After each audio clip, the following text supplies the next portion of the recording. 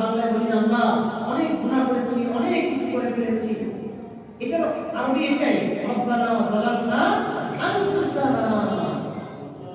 এরপর আমরা আল্লাহকে বলি না আল্লাহ যদি তুমি আমাদেরকে মাফ না করো আমাদের তো আর কিছুই নাই, তুমি ছাড়া তো আমাদের আর কেউ।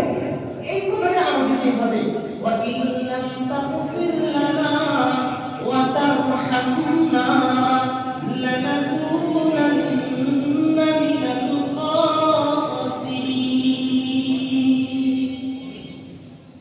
তাহলে আমরা বলবো তো বেশি বেশি, তাহলে আমাদের দুইটা দোয়া করলে, একটা হলো রব্বানা আতিনা ফিদ দুনিয়া হাসানা ওয়া ফিল আখিরাতি হাসানা ওয়া কিনা আযাবান প্রয়োজন।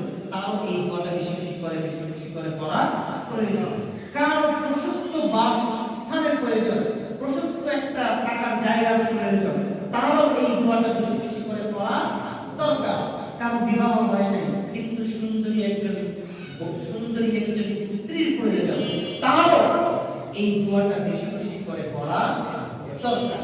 কারণ উপকারী ইলম দরকার, তাও এই দোয়াটা বেশি বেশি করে পড়া দরকার।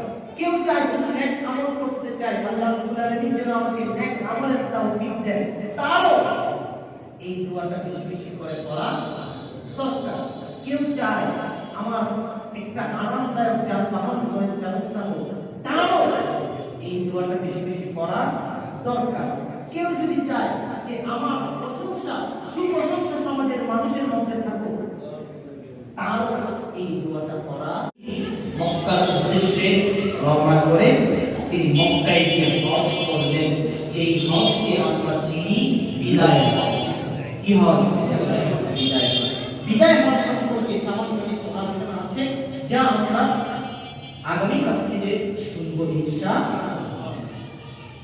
তখন তার উপস্থিতি, বদরের যুদ্ধ হলো দ্বিতীয় হিজরিতে, উহুদের যুদ্ধ হলো তৃতীয় হিজরিতে, আহজাব খন্দকের যুদ্ধ হলো পঞ্চম হিজরিতে, হুদায়বিয়ার সন্ধি ষষ্ঠ হিজরিতে, মক্কা বিজয় অষ্টম হিজরিতে, রাসূলের বিদায় হজ দশম হিজরিতে, রাসূলের বিদায় হজ দশম হিজরিতে।